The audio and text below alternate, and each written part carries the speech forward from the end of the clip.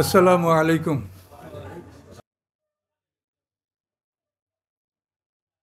আলহামদুলিল্লাহ ওয়াকাফা ওয়া সালামুন আলা ইবাদিল্লাযিনা আসতাফা আম্মা বা'দ। সম্মানিত সুধীমণ্ডলী, আমরা একটা বিশেষ অনুষ্ঠানে সমবেত হয়েছি আল্লাহর ইচ্ছায়। তো আমরা এই বিষয়ের উপরে আল্লাহর কালাম থেকে কিছু কথাবার্তা আমরা ইনশাআল্লাহ বলবো। আবার বিবাহটা স্ত্রীটা নিতে চায়, তাহলে কি আবার নতুনভাবে কালেমা কলিমা আর মোহরানা আবার নির্ধারণ করে আবার না, আপনি বিষয়টা খেয়াল করেন, এটা আমার কথার মধ্যে আছে। যদি 3 হাজের মধ্যে প্রত্যাহার করে, মহারণার পরিমাণ কি এটা বলেন, কি পারেন বলতে? সর্বনিম্ন 10 দিরহাম। হ্যাঁ, এটা হয়েছে।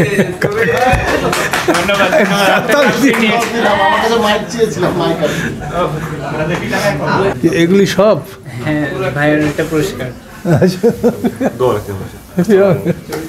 আসসালামু আলাইকুম।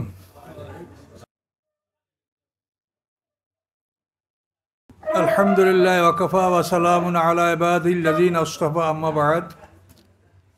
সম্মানিত সুধীমণ্ডলী, আমরা একটা বিশেষ অনুষ্ঠানে সমবেত হয়েছি আল্লাহর ইচ্ছায়। তো আমরা এই বিষয়ের উপরে আল্লাহর কালাম থেকে কিছু কথাবার্তা আমরা ইনশাআল্লাহ বলবো। বিবাহ পর্বে প্রথম পর্ব হলো কনেকে দেখা। এই দেখার পর্বে আমাদের সমাজে ভুল প্রথা প্রচলিত আছে। এখানে যে বিবাহ করতে চান একমাত্র তিনিই সেই কন্যাকে পুরুষদের মধ্যে তিনি একাই দেখতে পারবেন, এছাড়া অন্য কারো দেখার অধিকার নাই। তার ভাই বা ভগ্নিপতি বা অন্য কেউ এটা দেখতে পারবে না। হ্যাঁ, তার বোন বা মা তারা যদি দেখে সেটা অন্য কথা, নারীরা। এটা আমাদের জানতে হবে যে বিবাহ করতে যিনি ইচ্ছুক তিনি কন্যাকে দেখার অধিকার রাখেন, আর কেউ দেখবেন না। এরপরে বিবাহ অনুষ্ঠান, যদি তারা একমত হয় তো বিবাহ অনুষ্ঠান সম্পন্ন হবে। তো এই বিবাহ অনুষ্ঠানের বিষয়টা খুব শরীয়তে হালকা, যে 2 জন সাক্ষীর উপস্থিতিতে ইজাব এবং কবুল এটা হইলেই বিবাহ সম্পন্ন হবে। 2 জন সাক্ষী, আর যদি 2 জন পুরুষ না পাওয়া যায় তো 1 জন পুরুষ আর 2 জন মহিলা এ নিয়েও সাক্ষী হিসাবে তাদেরকে গ্রহণ করা যাবে। তো এই সাক্ষীদের উপস্থিতিতে ইজাব এবং কবুল,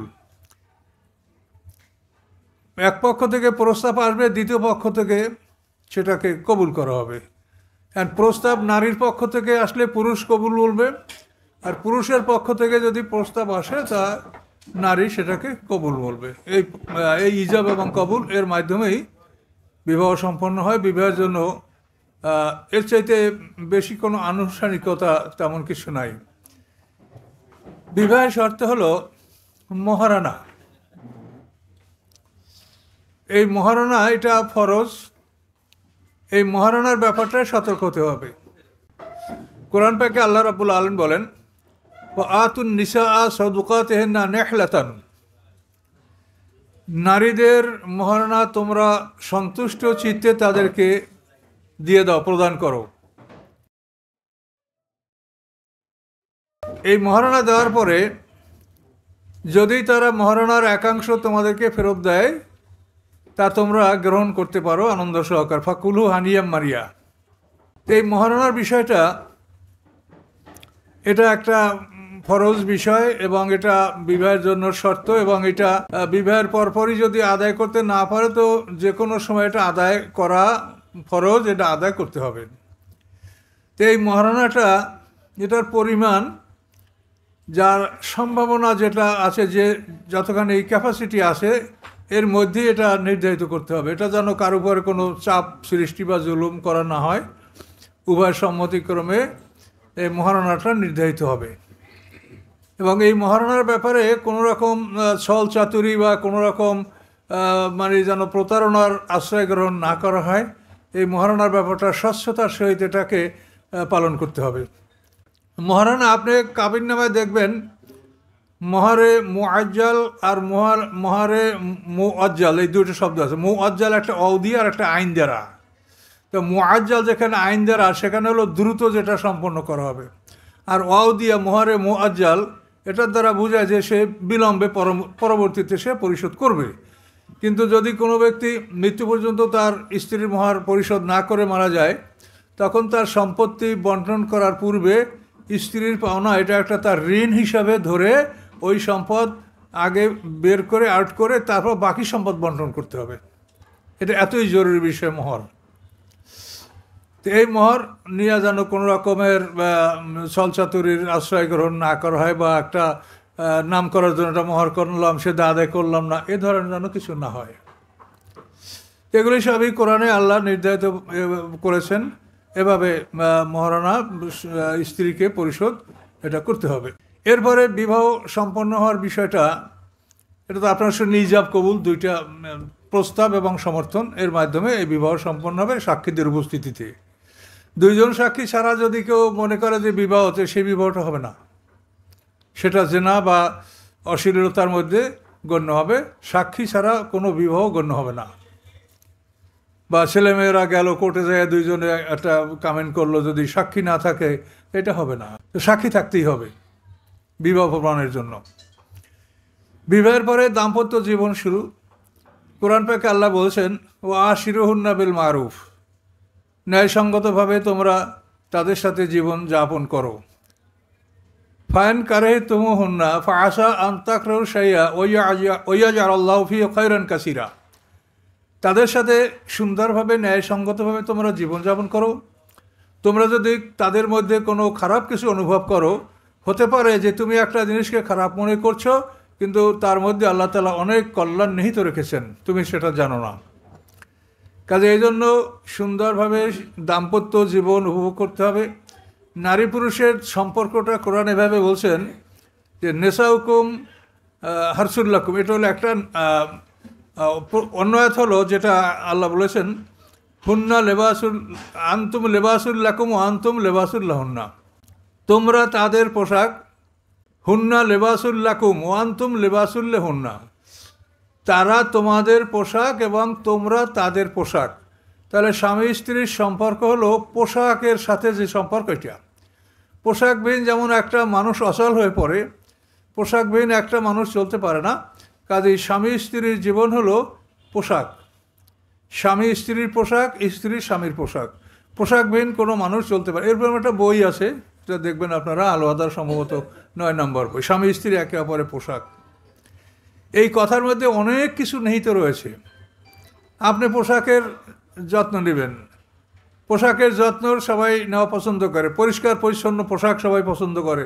আপনার পোশাক অন্য কেউ ব্যবহার করবে এটা আপনি পছন্দ করেন না, বা অন্য কারো পোশাক আপনি ব্যবহার করবেন সেটাও আপনি পছন্দ করেন না। কাজেই পোশাকবিহীন একটা মানুষ কোনোভাবে চলতেই পারে না। কাজেই স্বামী স্ত্রীর সম্পর্ক হলো একে অপরের পোশাক। এবং আল্লাহ তাআলা কোরআন পাকে বলেছেন যে আমেন আয়াতিহি আন খালাকালাকুম মিন আনফুসিকুম আজওয়াজা, আল্লাহ নিদর্শন হচ্ছে যে তোমাদের দেহ থেকে তোমাদের জোড়া সৃষ্টি করা হয়েছে। যেভাবে আদম আলাইহিস সালাম থেকে হাওয়া আলাইহিস সালামকে সৃষ্টি করা হয়েছে, সেভাবে তোমাদের থেকে তোমাদের জোড়া সৃষ্টি করা হয়েছে। কাজে প্রত্যেকটা পুরুষের স্ত্রী তার দেহ থেকে সৃষ্টি। কাজে এই জন্য এই বিষয়টা গুরুত্বের সহিত অনুধাবন করতে হবে। তো এভাবে কোরআনে অন্যান্য যে দৃষ্টান্তগুলি আছে সেখানে অনেক কথা আছে। যেমন বলা হয়েছে নেসাউকুম হারসুল্লাকুম, স্ত্রীরা তোমাদের ক্ষেত। তারপরে অধিকারের ব্যাপারে আল্লাহ বলেছেন অলাহুন্না মিসলুল্লাজি আলাইহিন্না বিল মারুফ, অলাহুন্না অর্থাৎ তাদের জন্য আছে অধিকার তোমাদের উপরে, যেমন অধিকার আছে তোমাদের স্ত্রীদের উপরে, সমান সমান আল্লাহ বললেন। অলাহুন্না মিসলুল্লাজি আলাইহিন্না, তাদের জন্য আছে অধিকার যেমন অধিকার তোমাদের আছে তাদের উপরে ন্যায়সঙ্গতভাবে। কিন্তু অলের রেজালে আলাইহিন্না দরাজা, কিন্তু পুরুষের একটা স্তর বেশি অধিকার আল্লাহ দান করেছেন। সেটা হলো যে পুরুষ তার সম্পদ ব্যয় করবে এবং তার সব কিছু দায়িত্ব গ্রহণ করবে। এই জন্য পুরুষকে তার আদেশদাতা কাওয়ামুনা আর রেজালু কাওয়ামুনা আলান নিসা, নারীরা পুরুষদের উপরে কর্তৃত্ব করবেন। এই কর্তৃত্ব করা বা পুরুষের আদেশ দান করার ক্ষমতা নারীদের উপরে আল্লাহ দান করছে। একটা স্তর, সে হলো তারা আদেশের মালিক। এভাবে আল্লাহ তাআলা কোরআনে এই বিষয়গুলি বলেছেন।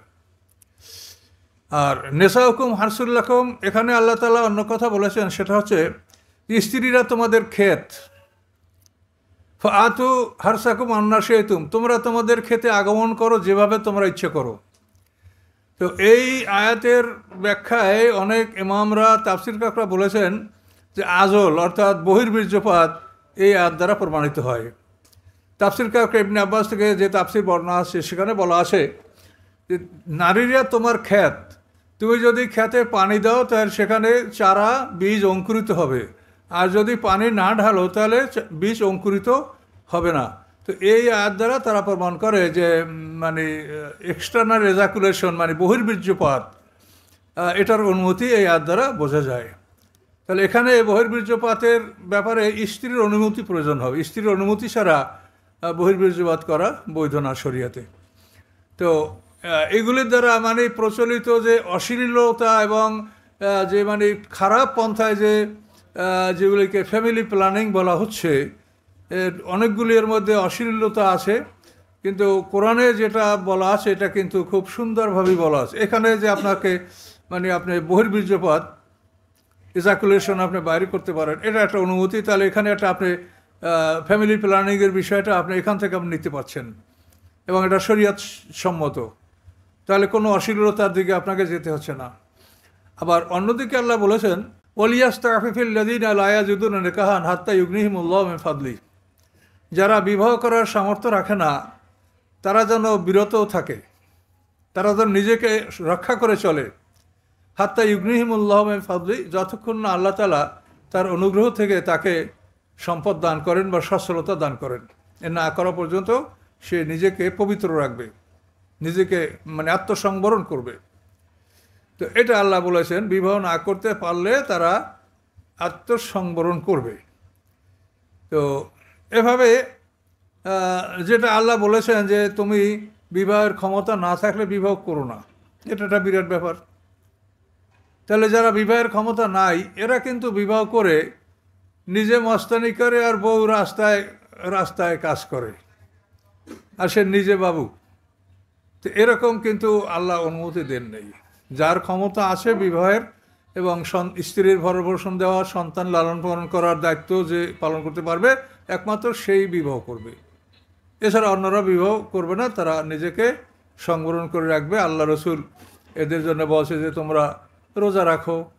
কোনো কোনো সাহেব বলছে তাহলে আমরা যদি খাসি হই, মানে ক্যাস্টারেশন মানে যদি আমরা খাসি হই, আরও বলছে না এটা আল্লাহর সৃষ্টিকে পরিবর্তন, কাজে এটা তুমি করতে পারবে না, বরং তুমি রোজা রেখে অন্যান্যভাবে আত্মসংবরণ করে তুমি নিজেকে নিয়ন্ত্রণে রাখো, এটা আল্লাহ বলেছেন।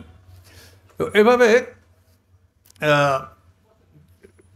ফ্যামিলি প্ল্যানিংয়ের ব্যাপারে শরিয়ত সম্বন্ধে আরও কতগুলো প্রথা আছে। সেটা হলো যে আল্লাহ তাআলা কোরআন পাকে বলেছেন ওয়াল ওয়ালিদাতু ইরদিনা আওলাদাহুন্না হাওলাইনি কামিলাইনি লিমান আরাদা আইয়ুতিম্মার রিদা, মায়েরা তার সন্তানদেরকে 2 বছর দুধ পান করাবে যারা দুগ্ধপান পূর্ণ করতে চায়।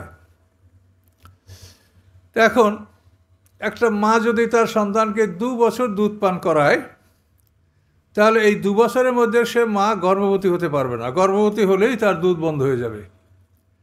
তাহলে একটা কচি শিশু আল্লাহকে তার অধিকার, তার এটা মৌলিক অধিকার দান করছেন, সে 2 বছর সে মায়ের দুধ খাবে।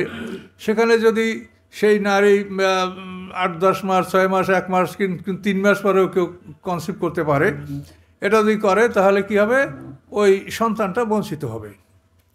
তো এই জন্য আল্লাহ বলছেন যে মায়েরা পূর্ণ 2 বছর পর্যন্ত সন্তানদেরকে দুধ পান করাবে। তাহলে এই কথাটা যদি আপনি মানেন, তাহলে এই 2 বছরের মধ্যে স্ত্রী যাতে গর্ভবতী না হয় সেটা আপনি লক্ষ্য রাখবেন। তো 2 বছর পার হওয়ার পরে 3য় বছরে যদি আপনার স্ত্রী গর্ভবতী হয়, তাহলে একটা সন্তান জন্মগ্রহণ করা অন্তত 3 বছর পরে আর একটা সন্তান জন্মগ্রহণ করবে, এটা একটা প্ল্যানিং। এভাবে যদি সন্তানকে আপনি আল্লাহর বিধান অনুযায়ী আপনি গ্রহণ করেন তো আপনার এমনিই প্ল্যানিং হয়ে গেল। কিন্তু আমরা তো এগুলো কিছু মানিস, আমরা আলেম ওলামা এদের ঘরেও দেখা যায় যে 11 মাস পরে 2য় বাচ্চা এসে গেছে। তো এটা যে কতই কষ্টকর, এটা তো কোরআন পাকের দিকে তারা লক্ষ্য করছে না যে আল্লাহ এখানে বলেছেনটা কি। এগুলো কিন্তু দেখবেন যে আমরা আলেম ওলামা তাদের মধ্যে এরকম পরিবারে দেখা যায় যে 11 মাস পরে আরেকটা সন্তান এসে গেছে।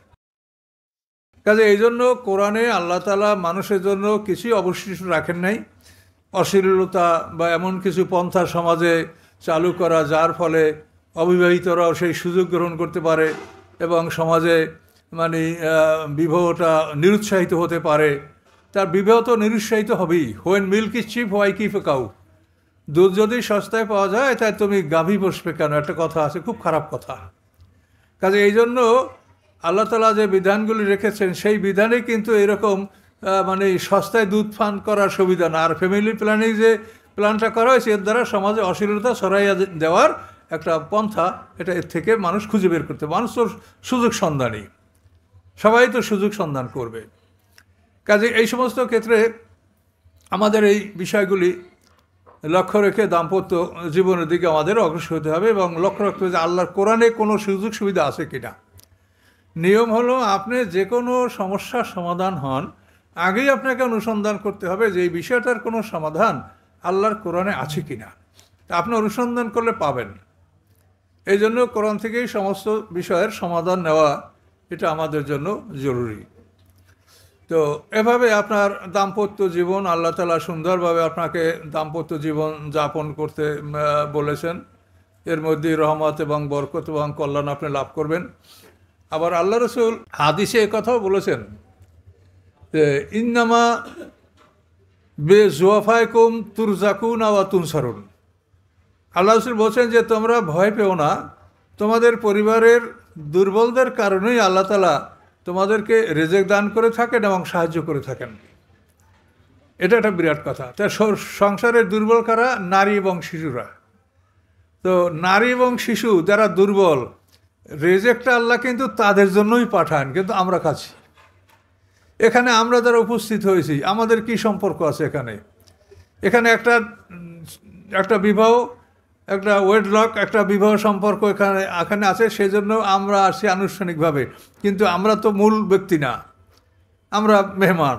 তো ওই রকমই যে পৃথিবীতে রিজিকটা আসে এর মূল প্রাপ্য হলো দুর্বল এবং নারীরা। এই নারী এবং দুর্বল, এই দুর্বলদের জন্য আল্লাহ রিজিকটা পাঠান, কিন্তু আমরা তার থেকে ভোগ দখল করি। কাজে এই জন্য মনে করা যেন না হয় যে সন্তান হয়েছে খাবে কি বা হয়ে গেছে এখন এতে ওই আরবদের মতো জানত কবর দেওয়া হোক, এই সমস্ত খারাপ চিন্তা বা সন্তান দেখে মনে কষ্ট নেওয়া, কন্যা সন্তান দেখে মনে কষ্ট পাওয়া, এসবগুলি কিন্তু ঠিক না।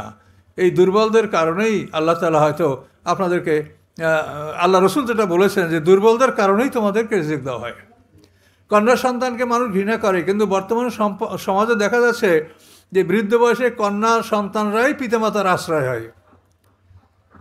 অনেক ক্ষেত্রে ছেলেরা যে সব ক্ষেত্রেই খারাপ করে তা না, কিন্তু যেটা মানে আমরা সমাজের চিত্রটা দেখছি আমরা, সেখানে দেখা যায় যে পিতামাতা যখন অসহায় অবস্থায় পৌঁছে তখন ছেলেদের তুলনায় মেয়েরাই কিন্তু তাদের সেবায় এগিয়ে আসে। কাজে কন্যা সন্তানকে যেন কখনো ঘৃণা করা না হয় এবং এটাকে যেন একটা বোঝা মনে না করা হয়, তার কারণ মূল রিজিক দাতা আল্লাহ, তিনি এটা বলেছেন। তাহলে এভাবে আমাদের দাম্পত্য জীবনের বিষয়টা আমরা লালন পালন আমরা আল্লাহ যেভাবে বলছেন সেভাবে আমরা মানব। এরপরে আর একটা বিষয় আছে জীবনের, সেটা হলো দাম্পত্য জীবনে যদি কলহ সৃষ্টি হয়, সেখানে আল্লাহ আদেশ করেছেন ফাবাসু হাকাম্মাম মিন আহলি ও হাকাম্মাম মিন আহলিহা, তোমরা দুইজন বিচারক, একজন পুরুষের পক্ষ থেকে একজন নারীর পক্ষ থেকে তোমরা বিচারক পাঠাও। এই দুইজন বিচারক বিষয়টা বিবেচনা করবে, যদি তারা ইচ্ছা করে যে সংশোধন করা হবে তাহলে আল্লাহ বলছেন যে সম্ভবত সংশোধন হতে পারে।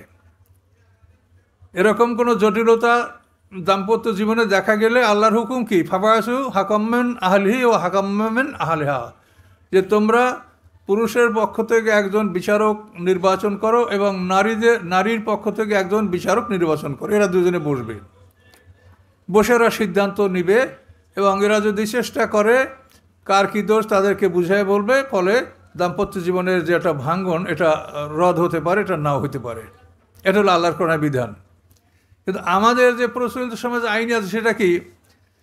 তালাক দেওয়ার পরে ইউনিয়ন পরিষদের চেয়ারম্যান এদেরকে নিয়ে সালিসিতে বসবে। আর আল্লাহ হোসেন না তালাকের আগে, কি বুঝতে পারছেন? তাহলে এখন যে যতই পাণ্ডিত্য দেখান, আল্লাহর কোরআন, আল্লাহ মহাবিশ্বের মহাজ্ঞানী মহাস্রষ্টা, তার কথাটা দেখেন। আপনারা তালাক দেওয়ার পরে 3 মাসের মধ্যে ফয়সালা করতে হবে, এটা না আইনে ফ্যামিলি প্ল্যানিং লয়। এতে কী হবে? তালাক তো দিল, তারপর ফয়সালা কী করবেন? এখন সময় দেখা যাচ্ছে এই সংক্রান্ত চিঠিগুলা এই যে মানে যে অফিসে যায়, মানে ইউনিয়ন পরিষদে হোক বা যে সিটি কর্পোরেশন হোক, এগুলো তারা ফেলাই দেয়, এটা রিসিভই করে না, কেউ এই সালিশি করে না। করে কি হবে? তালাক তো দিয়ে দিচ্ছে। 3 মাস পার হয়ে গেলে তালাক পতিত হয়ে যাবে।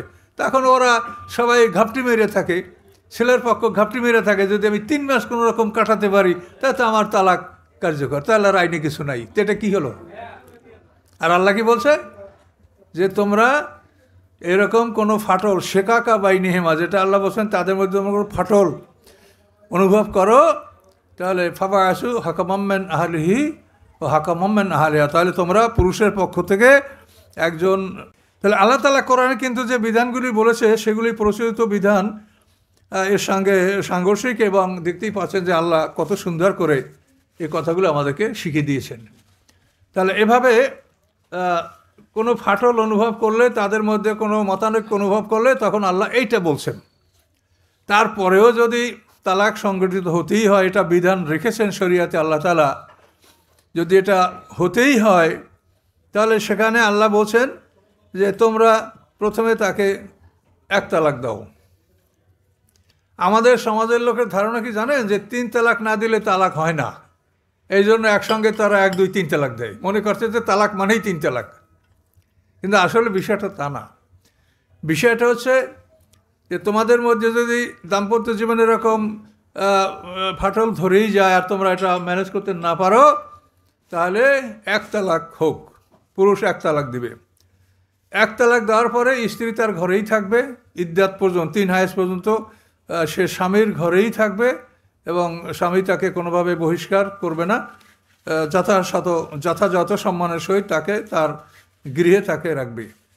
এবং এই সময়ের মধ্যে স্বামী স্ত্রী উপলব্ধি করবে, স্বামী উপলব্ধি করবে যে স্ত্রী ছাড়া জীবনযাপন কত কঠিন, আর স্ত্রী উপলব্ধি করবে যে স্বামী ছাড়া জীবনযাপন কত কঠিন।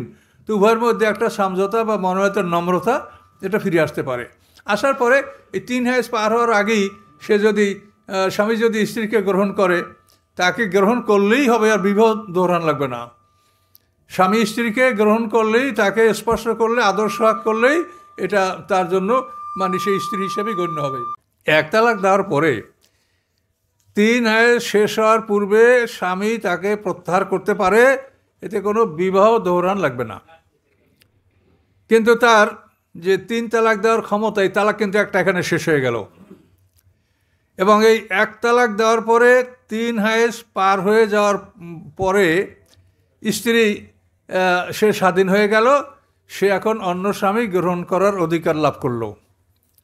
আপনি 1 তালাকই তালাক, মানে 1 তালাক দেওয়ার পরে 3 হায়েজ পার হয়ে যাওয়ার পরে স্ত্রী সে অন্য স্বামী গ্রহণ করার অধিকার লাভ করলো। তাহলে 1 তালাকই তো তালাক, তা আপনারা 3 তালাক দিচ্ছেন কেন? তো এখানে সুবিধাটা এই থাকে যে স্বামী মানে স্ত্রী তার অপর নূতন স্বামী গ্রহণ করার অধিকার রাখে, কিন্তু এখানে প্রথম স্বামীও যদি তাকে গ্রহণ করতে চায়, তো সেও কিন্তু নূতন বিবাহ বন্ধনে আবদ্ধ হতে পারবে, এই সুযোগটা থাকে। স্ত্রী ইচ্ছা করলে অন্য স্বামী গ্রহণ করতে পারবে, ইচ্ছা করলে তার আগের স্বামীকেও বিবাহ বন্ধনের মাধ্যমে গ্রহণ করতে পারবে। তাহলে এইটা হলো ইসলামের সুন্দর বিধান, যে 1 তালাকে এই সুবিধাগুলি তোমাদের আছে। স্ত্রী চলে যাবে, যাও, সব সুবিধাই তোমার আছে, 1 তালাকেই সব কিছু হচ্ছে। কিন্তু এর মধ্যে তোমার একটা রিয়েলাইজেশন, তোমার একটা অনুভূতি যে স্বামী ছাড়া কীভাবে জীবনযাপন কষ্টকর হয়, স্ত্রী ছাড়া কীভাবে জীবনযাপন কষ্টকর হয়, এইটা অনুভব করে হয়তো তোমরা ফিরে আসবে। এবং এই অনুভূতি তো আসি, সবাই তো তালাক দিয়ে কয় যে আমি রাগ করে দিছিলাম, তাই আমি এই করেছিলাম ওই করেছিলাম, কেউ তো বলে না যে এটা হয়ে গেছে। তার কারণ এই যে অনুভূতিটা তোমাদের আসবে, এটা তো আল্লাহ জানেন।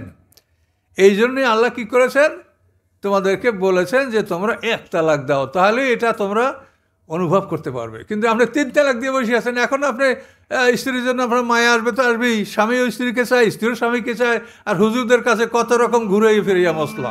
কেউ বলে একসাথে দিলে হয় না, এই যে একটা ভ্রান্ত ধারণা, একসাথে 3 তালাক দিলে তালাক হয়েই যাবে। বিখ্যাত 4 ইমাম, এই যে বিখ্যাত 4 ইমাম, এদের মতামত হলো যে একসঙ্গে 3 তালাক দিলে 3 তালাক হয়েই যাবে, কিন্তু এটা হবে তালাকে বেদাত। এটা তালাকে বেদাত হবে, তালাক দাতা গুনাহগার হবে, কিন্তু তালাক হবে। এটা 4 জন ইমাম, আবু হানিফা, শাফি, মালিক, হাম্বল, 4 ইমামের এটা মত যে তালাক দিলে তালাক হবে, কিন্তু দেওয়াটা বেদাত, এভাবে তুমি করবা না। তো এভাবে তালাকের বিষয়টা আমাদের জানতে হবে।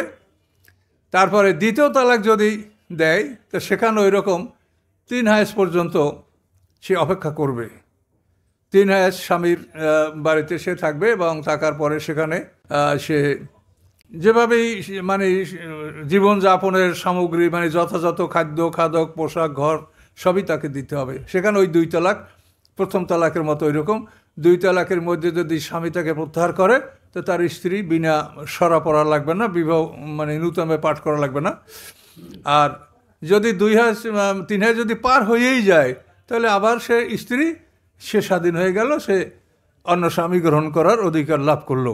কিন্তু এটা সুবিধাই হলো যে প্রথম স্বামীও যদি তাকে বিবাহ করতে চায় আর স্ত্রী রাজি হয়, স্ত্রীর মতামতের বাইরে কিন্তু আর উনি বিবাহ করতে পারবেন না।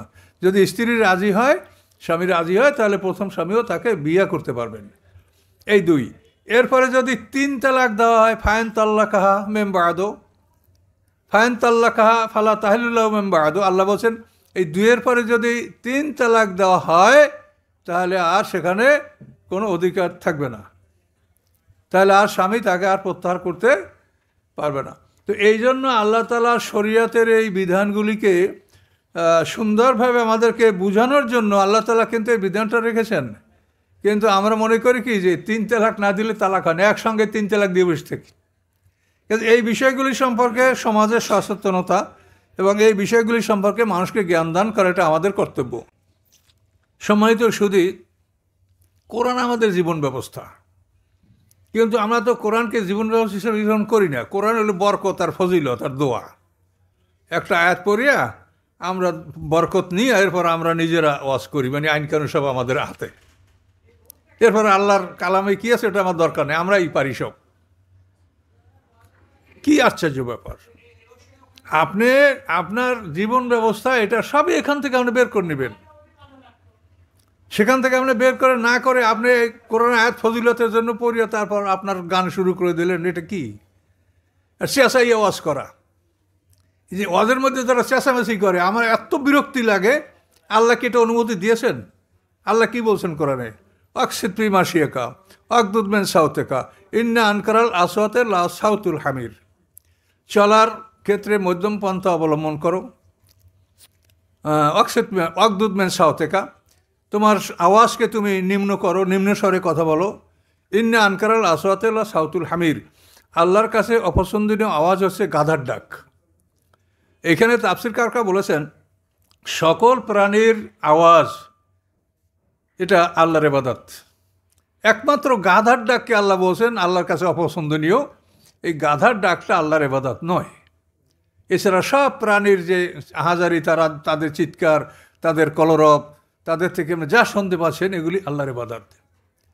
এই কথা কোরআনে থাকার পরেও একজন বক্তা মাইক হাতে পাইলে এমন চিৎকার শুরু করে দেয় যে কি বলে তা বোঝাই যায় না।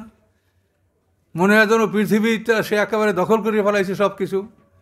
কিন্তু কাজের সময় ডাকলে দেখবেন সিসিম ফাঁক ময়দানে তাদের কোনো খুঁজেও পাবেন না। এই যে সমাজের দুরবস্থা, কোরআন থেকে মানুষকে জ্ঞান দিতে হবে, এটা আইন কানুন বুঝিয়ে মানুষকে বলতে হবে যে আল্লাহ এখানে কি বলেছেন, তা তোমার যে সমস্যা তার সমাধানটা এখানে কি আছে।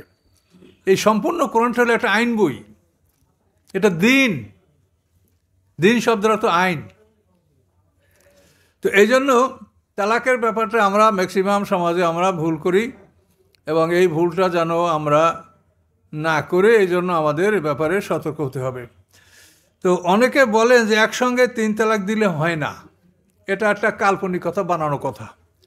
আপনি আপনার মুখের কথার তো মূল্য আছে। তালাক হওয়া মানে তো আপনার মুখের কথার মূল্য। আপনি বিবাহ করলেন, একবার বললেন কবুল, তাইতে বিয়ে হয়ে গেল, তো তালাক হতে আপনার কি লাগবে? বিবাহ করতে যখন শব্দ একটা লাগছে, তা তালাক দিতে কতটা শব্দ লাগবে? কাজেই তালাক দিলে তালাক হয় না এমন কথাটা তারা একটা হাদিস বর্ণনা করেন আব্দুল্লাহ ইবনে ওমর ফারুক রাদিয়াল্লাহু ছিলে, এই আব্দুল্লাহ ইবনে ওমর তার স্ত্রীকে তালাক দিছিল। তো সেই স্ত্রী তখন সন্তান সম্ভাবনা ছিল, তো এই জন্য আল্লাহ রসুল বলছেন ওমর ফারুককে যে তাকে প্রত্যাহার করতে বলো, তারে প্রত্যাহার করতে বলো, যথাসময়ে তাকে তালাক দিতে হয় তাই দিবে। এখন এইখানে বলে যে আল্লাহ রসুল প্রত্যাহার করতে বলেছেন, তেন আল্লাহ রসুল প্রত্যাহার করতে বলেছেন হাদিস, আমরা এটা মানি, অমান্য করি না, কিন্তু এর অর্থটা কি? প্রত্যাহার মানে যে তালাক যদি না হয় তাহলে প্রত্যাহারের প্রশ্ন আসে না। তাহলে তাকে যে অবস্থায় তালাক দিয়েছে এটা তালাক হয়েই গেছে, হওয়ার পরে প্রত্যাহার করতে বলা হয়েছে। কেন বলা হয়েছে? এই সময় হলো শরিয়াতের কনস্ট্রাকশন চলছিল। আপনি একটা বাড়িঘর যখন নির্মাণ করতেছেন তখন কিন্তু আপনার প্ল্যানে একটু নড়চড় করা যায়, এটা এরকম করে, এটা এরকম, এটা হবে না, এটা না, এটা আপনি করতে পারেন। কিন্তু একটা জিনিস কমপ্লিট হয়ে গেল তো আর আপনার কিছু করার থাকে না। তাহলে শরিয়া যখন কমপ্লিট হয়ে গেছে তখনও কি আপনি বলবেন তালাক প্রত্যাহার করে 3 তালাক দিয়েছে, 1 তালাক করে, তো আপনার অধিকার নাই। এটা তো আল্লাহ রসুল যখন এই শরিয়াতের তালাকের ব্যাপারটা এটা যখন চূড়ান্ত হয় নাই, এটা তো একসঙ্গে কোনো বিধানই চূড়ান্ত হয় নাই, সব বিধানগুলি তো ধীরে ধীরে চূড়ান্ত হয়েছে, তাই না? তাহলে তালাকের বিষয়টা যখন চূড়ান্ত হয় নাই, এটা চূড়ান্ত হচ্ছিল, তখন আল্লাহ রসুল বলছে যে তোমরা এভাবে দিও না, এভাবে করো। আর সেইটা আপনার একটা দলিল হয়ে গেল যে একসঙ্গে 3 তালাক দিলে হবে না। কাজে এগুলো হলো ইমামদেরকে উপেক্ষা করা, এবং আমাদের সিনিয়র যারা তাদেরকে তো উপেক্ষা করতে আল্লাহ কোরআনেও বলেন, রাসূলও বলেন। সিনিয়রের আনুগত্য করতে এটা কোরআনে বলা আছে, এটা কোরআনে পরিষ্কারভাবে বলা আছে যে তোমরা তোমাদের বিষয়গুলি এমন লোকদের কাছে তোমরা ন্যস্ত করো, ইয়াস্তামবিতুনাহু মিনহুম, এই সূরা নেসার মধ্যে আয়াত আছে। ইস্তেমবাত অর্থাৎ যারা একটা জিনিস দ্বারা সিদ্ধান্ত গ্রহণ করার ক্ষমতা রাখে, তোমরা জটিল বিষয়গুলি তাদের দিকে তোমার প্রত্যাহার করো, এটা কোরআনে বলা আছে। কাজে এই জন্য সবাই সমান জ্ঞান রাখে না। শরীয়তের ব্যাপারে যারা সিদ্ধান্ত গ্রহণ করার মতো অনুমতি ক্ষমতা রাখেন, যেমন বড় বড় ইমামরা, তারা কি বলেছেন, তাদের কথায় আপনি নামত করলে বা আপনি গ্রহণ না করলে নাও করতে পারেন, তাদেরকে আনুগত্য করতে আল্লাহ বলেন নাই, কিন্তু তাদের থেকে আপনি জিনিসটা বুঝতে পারেন, তাদের থেকে আপনি জিনিসটা বুঝে নিতে পারেন। যদি আপনি তার সাথে ভালো বোঝেন তা আপনি করেন, কিন্তু তাদের থেকে আপনাকে বুঝে নিতে হবে, এটা বলা হয়েছে যে তাদের থেকে বুঝে নাও। কাজে এই জন্য তালাকের ব্যাপারে কখনোই এটা নয় যে একসঙ্গে 3 তালাক দিলে হবে না। একসঙ্গে 3 তালাক দিলে হবে, কিন্তু তালাকটা হবে তালাকে বেদাত, তালাকে সুন্নাত। সুন্নাত মানে নিয়মতান্ত্রিকভাবে। সুন্নাত শব্দের অর্থ হলো মানে একটা নিয়মতান্ত্রিকভাবে কাজ করা। আর এই সুন্নাত শব্দটা এটা কোরআনের সম্ভবত 13 বার কি 15 বার আসছে। তো এই সুন্নাত শব্দ দ্বারা প্রত্যেকবারই আল্লাহ বলছেন সুন্নাত আল্লাহ সুন্নাতে না, হ্যাঁ, এটা সুন্নাত আল্লাহর বা আমার সুন্নাত, এভাবেই আল্লাহ বলছেন। সুন্নাত কখনো রাসূলের না, সুন্নাত হলো আল্লাহর। রাসূলের কোনো মোস্তাবেরও আদেশ দেওয়ার অনুমতি রাসূলের নাই। তাকে আল্লাহ যা বলবেন তাই তিনি বলবেন। এই জন্য সুন্নাত আল্লাহে সুন্নাতে না, ওলান তাজেদারে সুন্নাতে না তাহবিলা, যেমন সূরা বনী ইসরাঈল বলা আছে। কাজে সুন্নাত হলো আল্লাহর। একটা কাজ কিভাবে করবেন সেই কাজ করার পদ্ধতিকেই সুন্নাত বলা হয়েছে। তো এই জন্য বিবাহ, তালাক, দাম্পত্য জীবন, এইসব ব্যাপারে আমাদেরকে সবসময় সতর্ক থাকতে হবে এবং ধৈর্য ধারণ করতে হবে। এই সমস্ত ক্ষেত্রে শয়তান মানে সবসময় আমাদের পিছনে লাগা থাকে। শয়তান তো বহু প্রকার শয়তান আছে, তার মধ্যে একটা হলো কারিন শয়তান। এই কারিন শয়তানটা আমাদের সবসময় লেগেই থাকে। তারপরে উজুর সময় খেনজাব, তারপরে মাতার দোষ, এই বিভিন্ন শয়তান আছে, এগুলো আমাদের ঘরে ঢুকে তালাক সংগঠিত করে এবং তারপর আবার চলে যায়, আবার তারা এদের মধ্যে ভালোবাসা উদয় হয়। কাজে এইসব বিভিন্ন অবস্থায় সৃষ্টি হলে আপনারা সবসময় ধৈর্য অনুসন্ধান করবেন। রাগ হলে ঘর থেকে বের হয়ে যান, রাগ হলে শুয়ে থাকেন, রাগ হলে অন্যত্র চলে যান রাগের মাথায়। তার কারণ নারীরা কিন্তু তারা অনেক ধৈর্য কম তাদের, তারা হয়তো আপনাকে কিছু খারাপ বলতে পারে যাতে আপনার মেজাজ খারাপ হয়ে যাবে, হলে আপনি দূরে সরে থাকেন। আপনি তার সাথে আপনিও মেজাজ খারাপ করলে তো মুহূর্তের মধ্যে ঘটনাটা জটিলতার মধ্যে জড়িয়ে পড়বে। কাজে এইভাবে দাম্পত্য জীবনে একটা বিশাল বিপদ হয়ে পড়ে। এই ছোটো ছেলে মেয়ে থাকতে রাগ করে তালাক দিয়ে এখন দুজনেই কাঁদতেছে। তেমন কেন কাঁদবেন? আপনি কেন 3 তালাক দিচ্ছেন? আপনাকে বলছে কেউ 3 তালাক দাও? আল্লাহ তাআলাটা আপনার সুবিধার জন্য এইটা করেছে। তুমি 1 তালাক দিয়ে অনুভব করো, 2 তালাক দিয়ে অনুভব করো, একেবারেই যদি না হয় 3 তালাক দাও, শেষে। তো সেটা না করে একটু ঝগড়া হয়েছে, একটু মনোমালিন্য হয়েছে, রাগ করে আপনি তালাকই দিয়ে দিলেন। আর এখন কান্নাকাটির রোল, কে এই সন্তান দেখবে, কে ছেলে মেয়ে দেখবে, কে এটা কী করবে? কাজে এই জন্য এসব বিষয়ে আপনাদেরকে সতর্ক হতে হবে। কোরআন পাকে আর একটা বিধান বলা হয়েছে, সেটা হলো আল্লাহই বলেছেন যে তালাক হয়ে যাওয়ার পরে, 3 তালাকের পরে আর কোনো কিছু নাই, তবে এই স্ত্রী অন্য স্বামী গ্রহণ করবে। সে অন্য স্বামী গ্রহণ করার পরে সে স্বামীর থেকেও যদি সে তালাক প্রাপ্ত হয়, তখন ইচ্ছা করলে প্রথম স্বামী তাকে বিয়ে করতে পারবে। এবং তারা দুজন যদি মনে করে যে না, আমরা আল্লাহর সীমানা রক্ষা করতে আমরা পারবো, তাহলে ওই দ্বিতীয় স্বামী তালাক দিলে আবার প্রথম স্বামী ওই স্ত্রীকে গ্রহণ করতে পারবে। এই বিধানটাও কোরআন রাখা হয়েছে। এখানে কিন্তু মানুষ অনেক সময় হিলা মানেই ওই পাতিশিয়ালের কাজ, কৌশল অবলম্বন করা।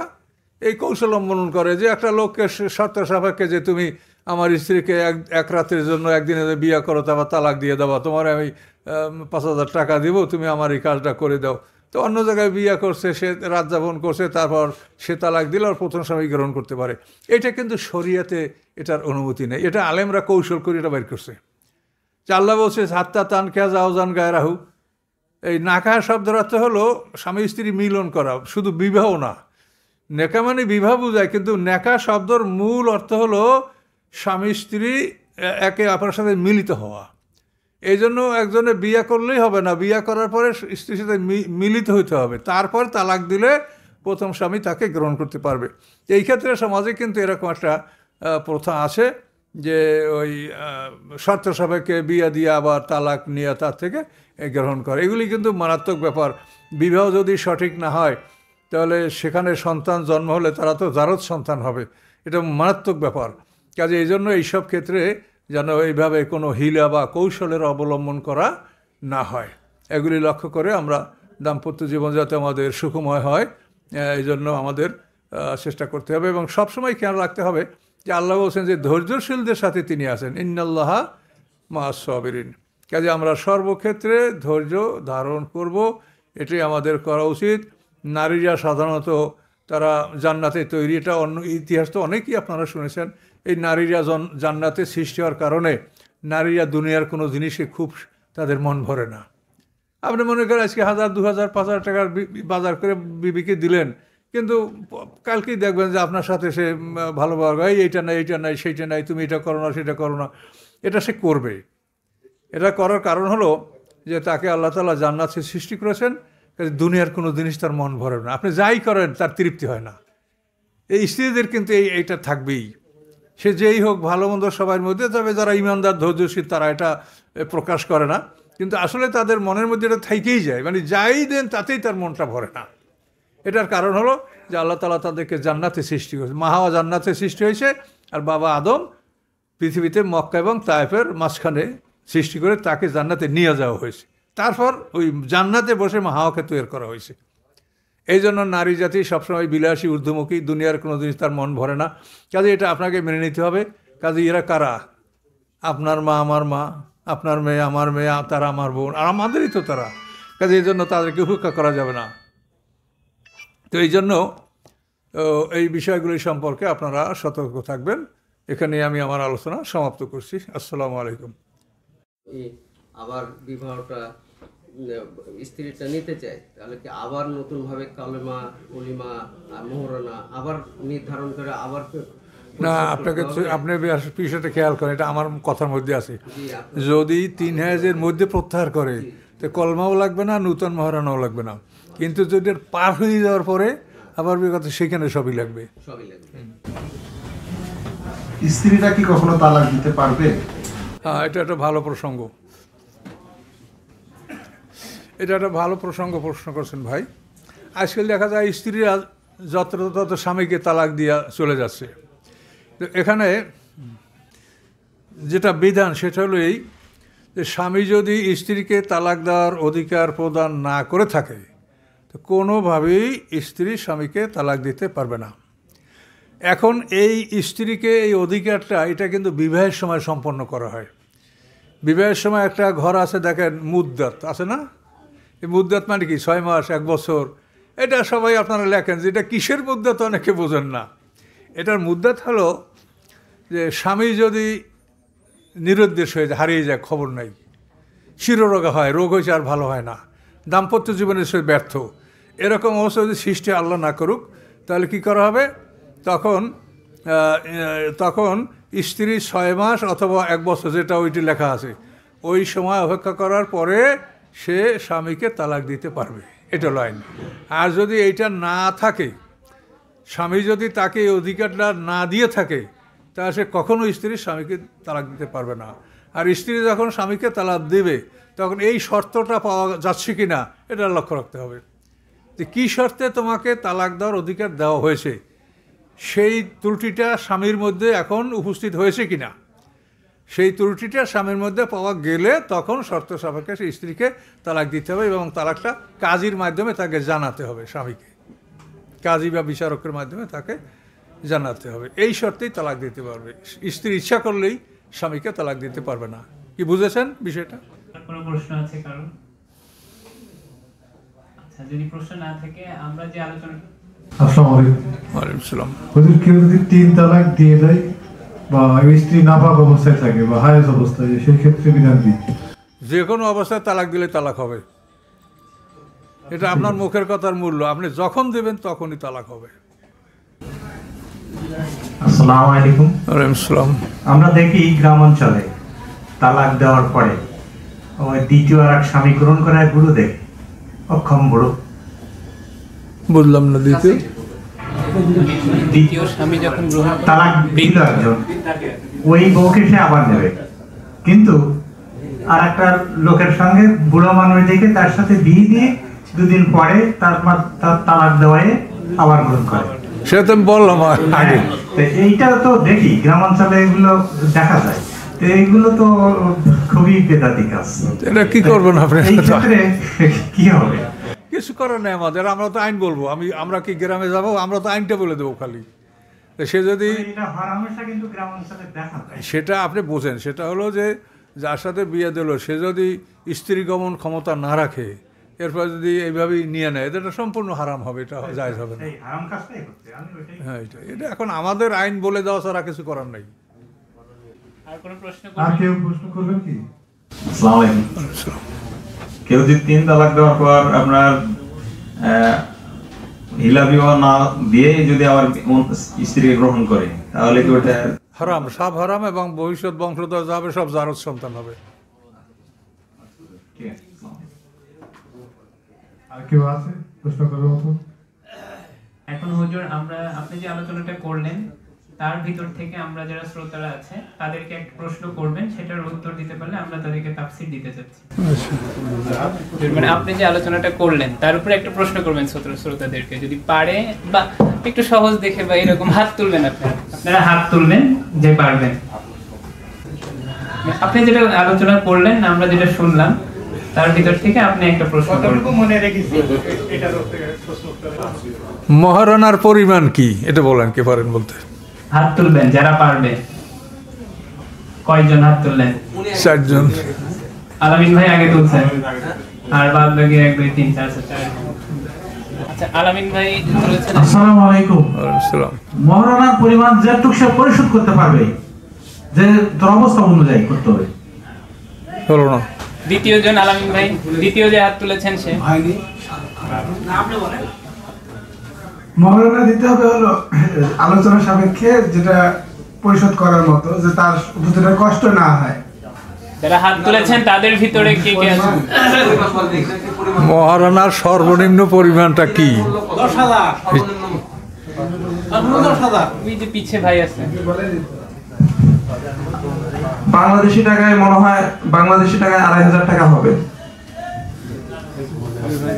না না ভাই আছে 500 দিনার।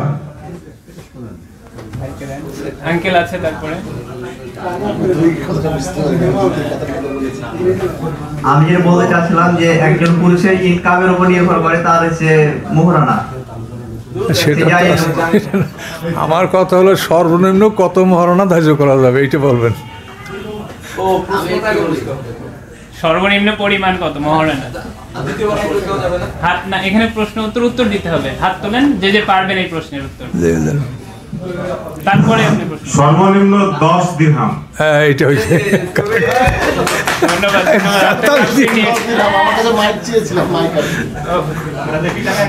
বাংলাদেশি টাকায় 10,000 টাকা। এখন 10 দিরহাম সেই যুগে ছিল। এইটা কিভাবে আপনি মূল্যায়ন করবেন? এটাকে আমরা দেখতে পাচ্ছি হযরত ফাতেমা রাদিয়াল্লাহু তাআলার মহার, এইটা সর্বনিম্ন মহারে তার বিয়ে হয়েছিল। এটা ছিল সেই সময় 200 দিরহাম। ফাতেমা রাদিয়াল্লাহু মহারে ফাতেমা যেটাকে বলে 200 দিরহাম, এবং এই 200 দিরহামে সে সময় একটা উট কেনা যেত। এই ছিল সেই সময়। এইটা 10 দিরহাম কিন্তু মানে নিম্নমানের মহর, কিন্তু ফাতেমার মহর ছিল 200 দিরহাম, মহারে ফাতেমি। এগুলি সব হ্যাঁ ভাইয়ের একটা পুরস্কার। ধন্যবাদ ভাইকে। আলহামদুলিল্লাহ। আরেকটা প্রশ্ন আমাদের নারী শ্রোতারা আছে তাদের কাছে করতে চাচ্ছিলাম, তো তাদের কাছে আমি মাইক দিয়ে আসি, যে পারবে আপনার প্রশ্নের উত্তর দিবে তাকেও আমরা তাফসীর দিতে চাচ্ছি। তাহলে আমি হুজুর আপনি প্রশ্নটা করেন, যদি কেউ পারে আমি তাদেরকে মাইক দিয়ে আসবো। স্বামীর যে আনুগত্য করবে এটা তো সীমা থাকবে, এটা কতখানি? নারীদের ভিতর থেকে প্রশ্নের উত্তর পারবেন কে? আসসালামু আলাইকুম ওয়া রাহমাতুল্লাহ। ওয়ালাইকুম আসসালাম। স্বামীর আনুগত্য হচ্ছে আল্লাহ এবং আল্লাহ রাসূলের পরে এসে স্বামীর মর্যাদা। আল্লাহ এবং আল্লাহ রসুলের পরেই স্বামীর আনুগত্য করার কথা। কতটুকু? এটা আংশিক হয়েছে, পুরোপুরি হয় না। স্বামীর প্রতি স্ত্রীর দায়িত্ব কর্তব্য হলো যে সার্ভিসটুকু স্ত্রী ছাড়া অন্য কারো কাছ থেকে স্বামী নিতে পারবে না সেটুকু। কি বলছেন? উনি বললেন যে যে সার্ভিসটা স্বামীর কাছ থেকে স্ত্রীর কাছ থেকে নিতে পারবে, আসসালামু আলাইকুম, অন্য কারো কাছ থেকে নিতে পারবে না, নবী এটাই হচ্ছে সাল্লাল্লাহু আলাইহি সাল্লাম বলেছেন যে এটা আল্লাহ ঠিক আছে। এটা ঠিক আছে। আগেরটা ঠিক আছে, দ্বিতীয়টা উনি হলেন স্বামী। না, এই দ্বিতীয়টা দ্বিতীয়টা ঠিক আছে। দ্বিতীয় ঠিক আছে। স্বামী যদি কোনো স্ত্রীকে প্রথমটাও ঠিক আছে আংশিক, আর দ্বিতীয়টা পুরো ঠিক আছে। আচ্ছা, দ্বিতীয় জন বিজয়ী আর প্রথম জন হাফ অর্ধেক বিজয়ী।